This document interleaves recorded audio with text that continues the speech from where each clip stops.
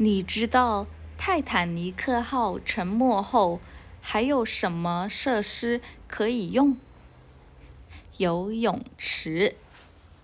In Chinese, we don't have the blah to make it a name. Instead, we use how to make Titanic a name. 泰坦尼克号. Alright?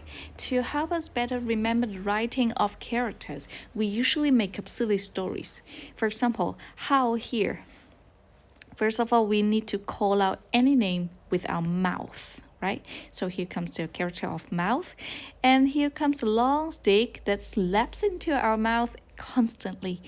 Ouch, ouch, ouch, ouch. A mouth and a long stick. Ouch, ow, ow, ouch.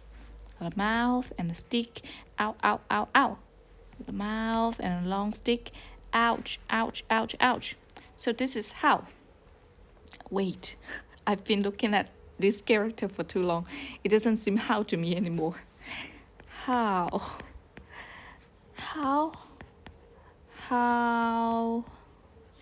This is weird. Okay, get it? Bye bye.